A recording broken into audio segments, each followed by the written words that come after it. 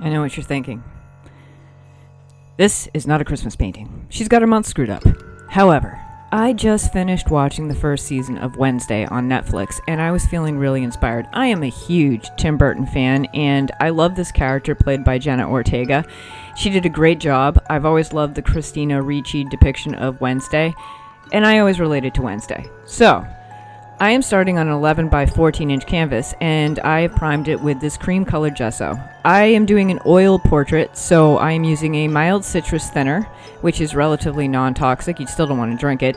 A Galca gel, which is actually quite toxic, so don't eat that. Paint grade safflower oil, not food grade, so don't put it in your salad dressing. Oil paint, which can be relatively toxic, and of course, paint brushes. So, when painting an oil portrait a la Prima style, or wet on wet, I always start with the most detailed areas, like the eyes. Some may disagree with this method, but that's just the way I do it. Everyone should be allowed to paint however it works for them. This is what works for me, and I remain completely unapologetic. Applying the darkest parts first helps me gauge how bright the highlights are going to be. When painting eyes, one thing to always remember is the whites of the eyes are rarely ever white. They are reflective, and so the color of the cornea will greatly depend on the light reflecting off of it. Surprisingly, the same goes for skin. I have been asked on numerous occasions how I mix skin tones. The honest answer? It depends on the light. Have you ever taken a picture of someone wearing a bright red shirt on the beach under a bright blue beach umbrella? That will affect the skin's tones.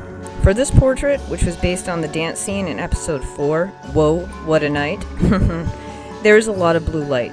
So my colors for skin shadows included Payne's Gray, Cool Portland Gray, Raw Umber, and Cobalt Purple, whereas the highlights in the warmer parts of the skin were a mixture of Radiant Green, Radiant Red, and Titanium White, sometimes with a hint of Radiant Blue. And I enjoy working with different color mixes. I don't pre-mix my paint like everyone thinks you should. That just ends up taking all the fun out of it for me. But color is funny, because ultimately you need light to see it. And light can create the illusion of making your gray walls appear to be purple in the evening and beige in the morning. That's why I think skin tones are so difficult for people to master. But perhaps if you don't listen to what your brain tells you skin tone should be and you concentrate more on the light source, maybe that could help. That's what I do. Also, by exaggerating those colors a bit will make for a less dull and more striking image.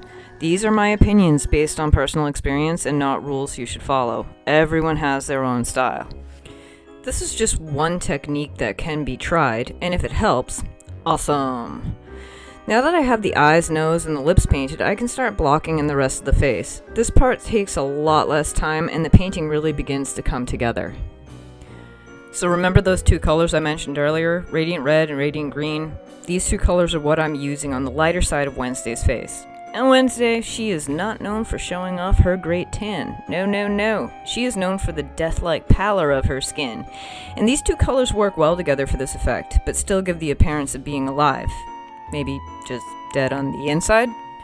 I used a transparent phthalo blue for the highlights of the hair before painting a mixture of ivory black and phthalo blue for the darkest parts of the hair. And then it was time for the background, which I used a Prussian blue and then painted black in some areas, kind of for that abstract effect.